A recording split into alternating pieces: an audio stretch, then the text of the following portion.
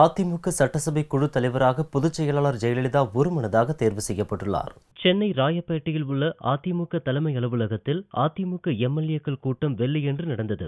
இக்கூட்டத்தில் 132 எம்எல்ஏக்கள் கலந்து கொண்டனர். ஜெயலலிதா கலந்து கொள்ளவில்லை. மதுரை மாவட்டம் திருப்பரங்குன்றம் அதிமுக எம்எல்ஏ ஸ்ரீனிவேலு உடல்நலக்குறைவினால் கலந்து கொள்ளவில்லை. இக்கூட்டத்தில் அதிமுக சட்டசபை தலைவராக பொதுச் செயலாளர் ஜெயலலிதா ஒருமனதாக தேர்வு செய்யப்பட்டார். இதைத் தொடர்ந்து தலைவராக தேர்ந்தெடுக்கப்பட்டதற்கான கடிதம் கவர்னர் ரோசையாவிடம் வழங்கப்படுகிறது. கடிதத்தை கவர்னர் பெற்றுக் கொண்டதும் ஜெயலலிதாவை மீண்டும் ஆட்சி அமைக்க முறைப்படி அழைப்பு விடுப்பார். அதை ஏற்று ஜெயலலிதா மீண்டும் முதல்வராக பதவியேற்க உள்ளார். பதவியேற்பு விழா வரும் 23ஆம் தேதி திங்கட்கிழமை காலை சேப்பாக்கத்தில் உள்ள சென்னை பல்கலைக்கழக நூற்றாண்டு விழா அரங்கில் நடக்கிறது.